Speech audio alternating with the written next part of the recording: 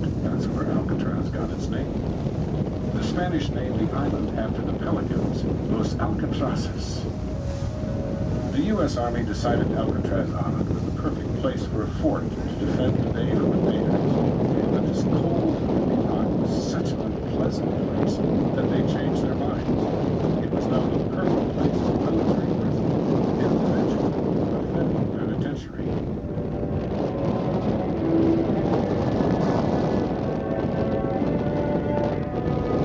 It was the time when gangsters became heroes to people. The government needed to send a message that crime did not pay. So they created Alcatraz, the very last stop in the country's prison system. The place to send the worst criminals of all. Yeah, my name is Leon Whitey Thompson. My number was 1465. 1465. Listen carefully now. You're about to hear from former inmates, guards, and residents of The Rock to tell you their stories themselves.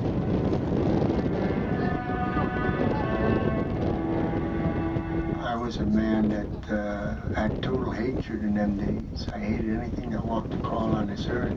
And when you got a man like that in prison, you got to get rid of him. And that's what they did. They shook it out. These were hard men, kidnappers, bank robbers, killers, men so dangerous that when the first batch arrived by train in 1934, not one was allowed to step down onto free soil. They simply loaded the train cars, one by one, onto barges, and floated them out to the island with the inmates chained up inside. Rumor was that if a man died on Alcatraz, his corpse would leave the same way, stone cold dead, but in chains. With men like these, you could never be too careful. The building you see on top of the hill was the inmates' new home, the Alcatraz Cell House. One described it as a tomb of living souls.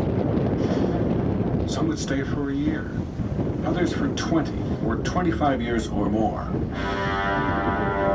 To get an idea of the accommodations inside, go ahead and reach your arms out as far as you can from side to side. That's how wide an Alcatraz cell is, only 5 feet across. Now reach your hands up high above your head. That's how tall, and only a bit longer from end to end. The cell house might look huge from here, but it was never completely filled. No more than 300 inmates lived inside at any time. 300. They could all fit on this boat ride today.